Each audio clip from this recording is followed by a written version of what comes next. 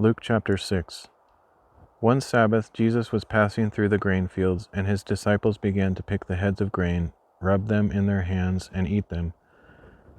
But some of the Pharisees asked, "Why are you doing what is unlawful on the Sabbath?" Jesus replied, "Have you not read what David did when he and his companions were hungry? He entered the house of God, took the consecrated bread and gave it to his companions, and ate what is lawful only for the priests to eat. Then Jesus declared, 'The Son of Man is Lord of the Sabbath.' On another Sabbath, Jesus entered the synagogue and was teaching, and a man was there whose right hand was withered. Looking for a reason to accuse Jesus, the scribes and Pharisees were watching him closely to see if he would heal on the Sabbath. But Jesus knew their thoughts and said to the man with the withered hand, 'Get up and stand among us.' So he got up and stood there. Then Jesus said to them, 'I ask you, which is lawful on the Sabbath, to do good or to do evil, to save life or to destroy it?' And after looking around at all of them, he said to the man, 'Stretch out your hand.' He did so, and it was restored. But the scribes and Pharisees were filled with rage and began to discuss with one another what they might do to Jesus. In those days, Jesus went out to the mountain to pray, and he spent the night in prayer to God. When daylight came, he called his disciples to him and chose 12 of them, whom he also designated as apostles: Simon, whose name he named Peter, and his brother Andrew, James and John, Philip and Bartholomew, Matthew and Thomas, James son of Alphaeus, and Simon called the Zealot, Judas son of James, and Judas Iscariot, who became a traitor. Then Jesus came down with them and stood on a level place. A large crowd of his disciples was there, along with a great number of people from all over Judea, Jerusalem, and the sea coast of Tyre and Sidon. They had come to hear him and to be healed of their diseases, and those troubled by unclean spirits were healed. The entire crowd was trying to touch him, because power was coming from him and healing them all. Looking up at his disciples, Jesus said, "Blessed are you who are poor, for yours is the kingdom of God.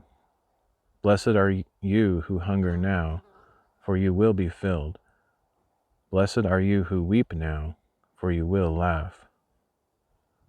Blessed are you when people hate you, and when they exclude you and insult you, and reject your name as evil because of the Son of Man.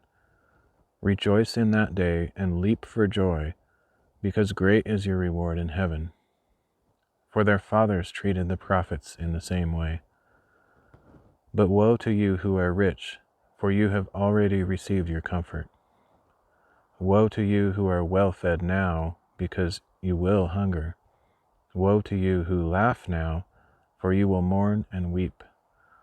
Woe to you when all men speak well of you, for their fathers treated the false prophets in the same way.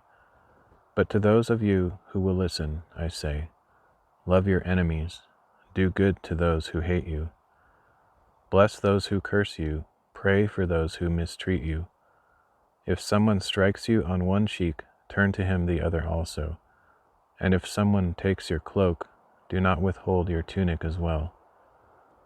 Give to everyone who asks you, and if anyone takes what is yours, do not demand it back. Do to others as you would have them do to you. If you love those who love you, what credit is that to you? Even sinners love those who love them. If you do good to those who do good to you, what credit is that to you? Even sinners do the same. And if you lend to those from whom you expect repayment, what credit is that to you?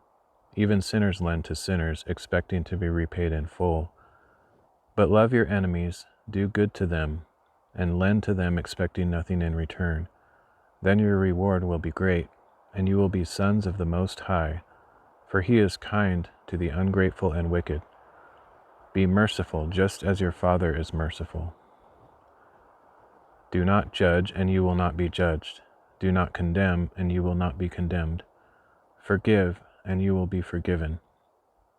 Give, and it will be given to you. A good measure, pressed down, shaken together, and running over, will be poured into your lap.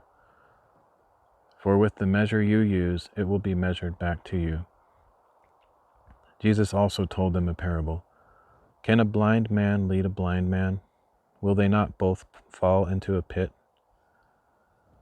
A disciple is not above his teacher, but everyone who is fully trained will be like his teacher.